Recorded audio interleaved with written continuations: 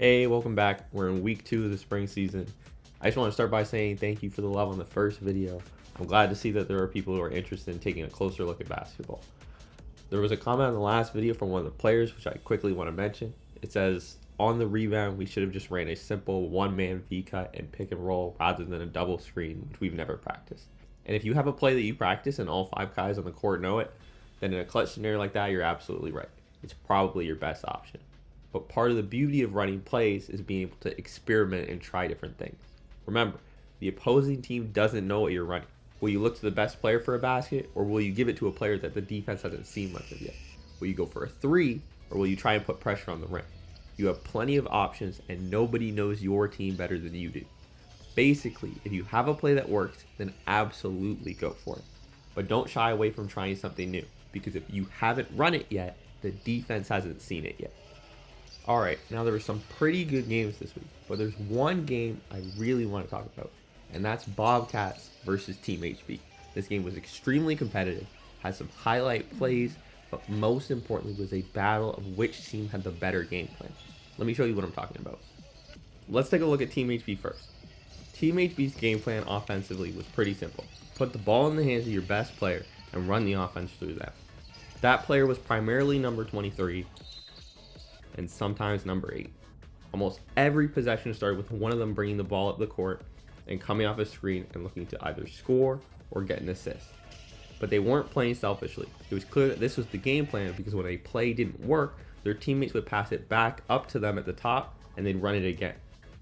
Especially against a man-to-man defense, which the Bobcats were running, having a primary scoring option who can consistently get buckets can cause a lot of problems if there isn't a player to guard them.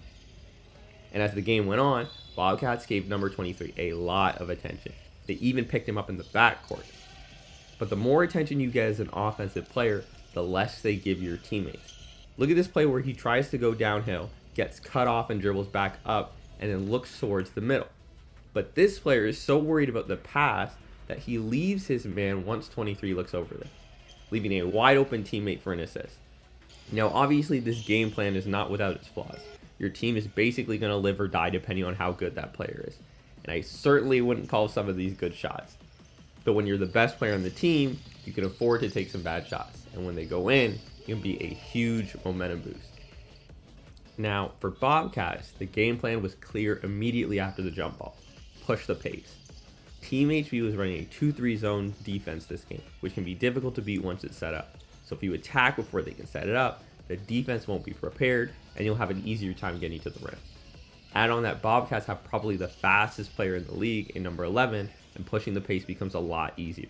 No, seriously, look at this guy. They grab a rebound, they get it to him, and he immediately turns on the jets, and boom, layup at the rim.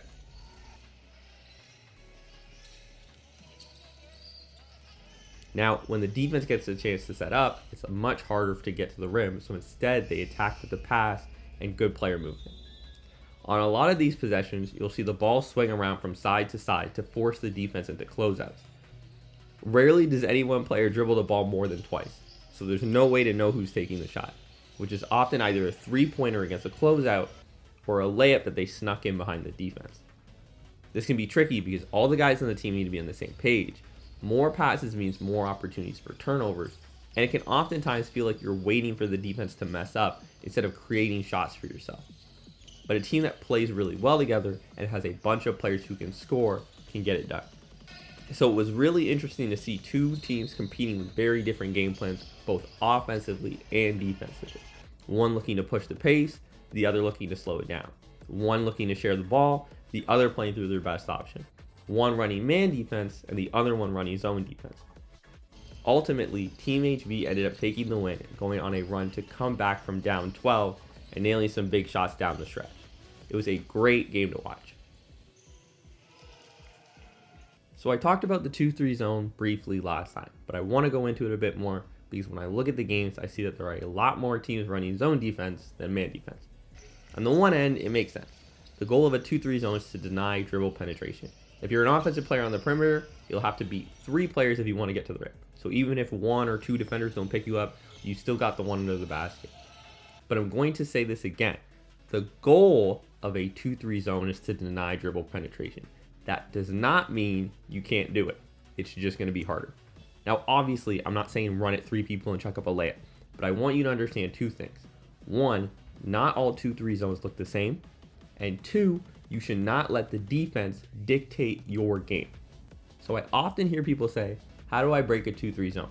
And I'm not going to sit here and pretend I know how to do that. But I do think we should change the question to how is my team going to break the opponent's 2-3 zone?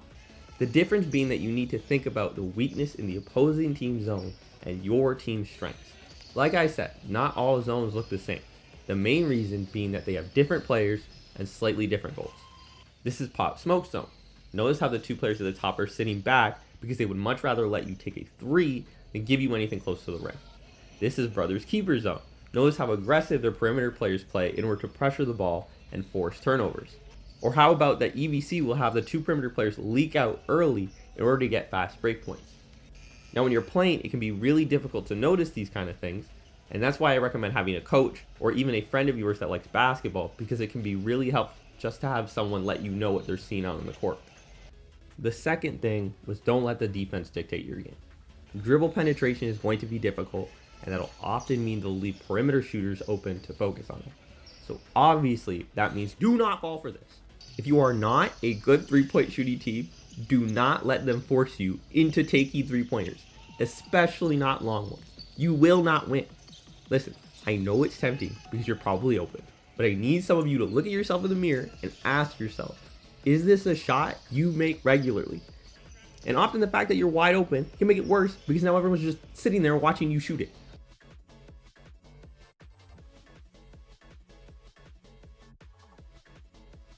Obviously, I'm not saying never shoot them, but if you're going 0 for 5 on 3-pointers, you might want to consider what shots you're taking. Basically, you don't want to be taking shots that the defense wants you to take. You still want to be playing to your team's strengths. On-ball screens are valid if you have good ball handlers.